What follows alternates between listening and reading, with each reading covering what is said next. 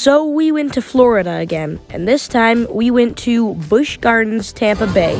So today I'm going to be reflecting on my experience at this park,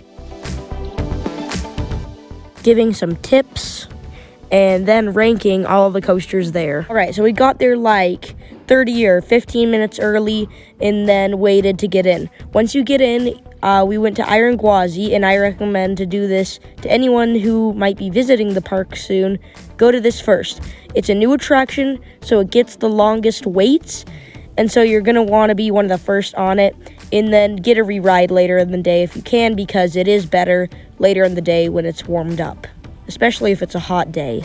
So then after we got off Iron Gwazi, I rambled about how it's my new number one and how it's perfect and, you know, blah, blah, blah, what everyone says about it. After that, we went to Cheetah Hunt. This is an Intamin Blitz family coaster, which is kind of a weird combination, but it's a very long coaster. Like, this thing just keeps going and going. It has 3 launches, and I feel like it's less about the thrills and more of about kind of taking you around the park to see the scenery. And it only has one inversion, a Heartline roll, which isn't too much, but it would be a good first inversion to people who might be scared of roller coasters or going upside down on roller coasters. And now, it's time for the tips on this coaster. This is another one you might want to get on earlier in the day because it also gets quite the lines, even though it's a bit older. Also, just be warned, if you are a little bit of a taller person, the Intamin hard over-the-shoulder restraints might hurt. And Busch Gardens, can you please just invest some money in new trains with T-bars, or at least those vest restraints or something, because those are just like, I didn't have a problem because I'm short, but for other people, it might be really uncomfortable. Next, we went over to Cobra's Curse. This is definitely their most themed and a very unique coaster, having an elevator and spinning. The indoor queue and the pre-show, I guess if you could call it that, really made it feel like a Disney ride, and I liked how there was also onboard audio. And it may not be the most thrilling coaster, but it's a fun one, so if you come here, don't skip Cobra's Curse. Alright, tip time. Some tips for this, well, it gets kind of long waits, so another one you should do a little earlier if you can. Also, it does break down a lot, so be warned of that. I think that's about it for Cobra's Curse. I mean, no wonder it breaks down because it's really unique, having an elevator and spinning, like I said before. Also, if you get bored in the queue, do not fear. Theming is here. If you look around in each of the rooms, there's a few papers on the walls, and they have some stuff written on them that's supposed to tell the story. So if you read all of them, you can actually kind of like make out the story of the Snake King and the people, or whatever the story is. I didn't pay too much attention to it because it was like halfway through the queue that I found those, and by then when I started reading it, it made no sense. So just, if you want to get the full story, start reading those signs when you first see them in the queue and look for them, because I actually thought that was pretty cool, and I like that.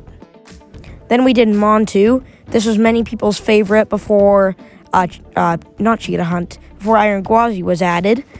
And this coaster is, I can see why it was a lot of people's favorite before, you know, their headlining attraction, because it's really fun.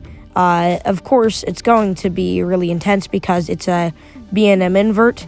And be warned if you have flip-flop sandals or loose-fitting shoes, which I hope you don't because this park is a lot of walking, then be warned because they will fly off because there's lots of intense G's and your feet are dangling. There's no floor below you to stop your feet from flying off where you'll never see them again.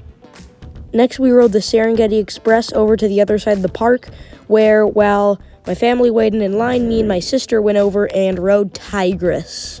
And if you're short on time, this is honestly a pretty skippable one. It's a short ride that's not too thrilling, and it's cloned all over a bunch of SeaWorld parks. The only reason I did ride it was because I hadn't ridden a Skyrocket 2 before this, so this was my first Skyrocket 2, so yay, I guess. After we ate, we all went over and did Sheikra. This is a dive coaster, so it hangs you above the 200-foot drop. And so you have plenty of time to regret all of your life decisions. And you think, oh no. I like this coaster a lot, but if you don't like the stomach dropping feeling or like the butterflies in your stomach, don't go on this because it has a lot of it. That's the main focus. It's very fast and kind of intense, although a lot of the elements are very large and big. There's also a splashdown, which is pretty fun, but not if you're the person standing next to it. You get drenched because of the fins on the bottom of the train. They go in the water, and so it creates this huge wave, and it's a great way to cool off if it's a hot day like it was on the day that we went. Anyway, Sheikra is another one not to be skipped. So after that, we went over and we did Kumba. Kumba usually doesn't have a wait, so you could do this anytime during the day. Although we did do it later in the day, so it had warmed up, but it was a station wait. Anyway, it's a pretty generic ride, which isn't necessarily a bad thing, but 7 inversions, and it also has these cool interlocking corkscrews, which I thought they weren't much, but they were pretty cool. There's also my first Cobra roll that I've been on this ride, so yeah. Kumba, I expected it to be rougher for how old it is, but it was decently smooth. There were a few areas that had a bit of a rattle, but I honestly expected it to be rougher. Busch Gardens really knows how to keep this up, and there have been rumors about its future, and I just hope this doesn't get removed, because this is a park classic, and I like it. And then we went to Falcon's Fury, and it was closed. So then we went back to Iron Gwazi, and I got a back row ride, even better than the first time. It had warmed up from a really hot day, and it was even better. So that just increased my love for the ride. And after that, it was past 6 o'clock, so Hallow Scream started, and we didn't get tickets to that, so we had to leave the park. We only didn't get on 3 coasters. Air Grover, which is a kiddie coaster, so no. Scorpion, which is basically a near clone but bad version of Colossus at Lagoon, which I've already ridden, so I can guess what it's probably like. And also Sand Serpent, which is also a clone of Wild Mouse at Lagoon, well, near clone maybe. So yeah, those are the only 3 that we didn't get on, and I already kind of have a feel for what they probably are like, so yeah. And now it is time to rank the coasters at Busch Gardens. Coming in at number 7 is Tigris, the premier ride, Skyrocket 2, unfortunately with a comfort collar, unlike Tempesto. So, this is coming in at number 7 because it's a short ride for a long wait. The line may look short, but oh boy, it moves slow because it has one train running. Well, it can only have one train running because one block zones. Just watch one of El Toro Ryan's videos. He'll explain what block zones are. But anyway, it's a pretty short ride. It's not too thrilling. Yeah.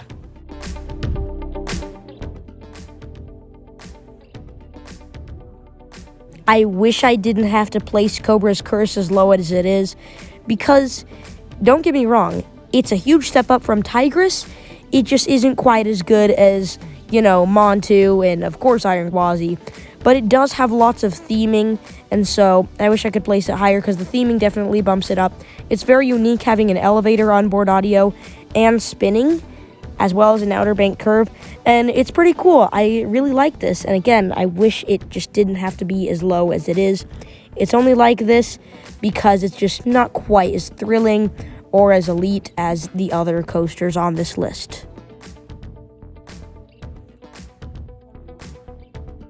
Coming in at number 5 is Kumba. I know it's a really hot take to put this behind Cheetah Hunt, but what can I say? Just like launch coasters. This ride is very, generic.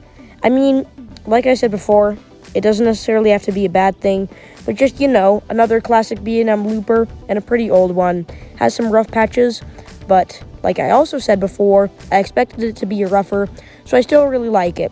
This is a big step up from Cobra's Curse, and now we're getting to the actual good rides. So let's move on to number 4.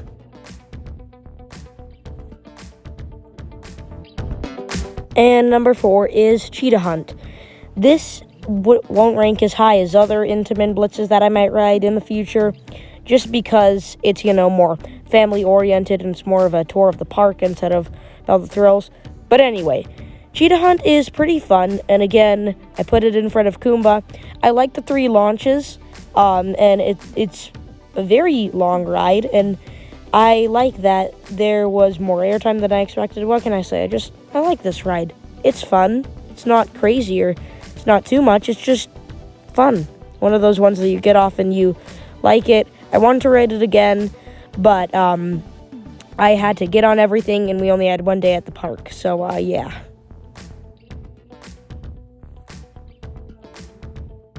Coming in the number 3 spot is SheiKra. This is the park's dive coaster, and I liked it. And I think if I ride more dive coasters, I think I'm going to end up liking them, because it's not too intense. It's not super intense like Kumba. The elements are more drawn out, but it's not super mild either like a B&M Hyper would be. It's kind of just right. And it is a pretty short ride, but a good one. I like SheiKra, and probably dive coasters in general if I ride more.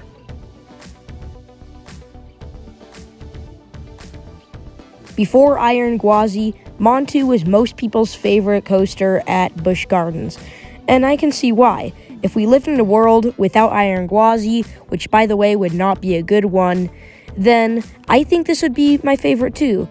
It's whippy, it's intense, it tries to rip your shoes off, it tries to rip your feet off, talk about foot choppers, and has lots of inversions.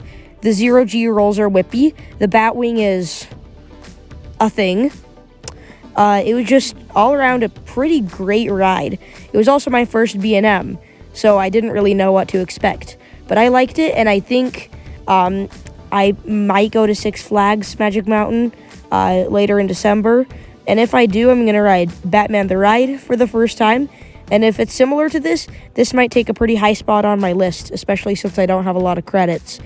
I really like Montu, and I hope I get to ride more coasters like it.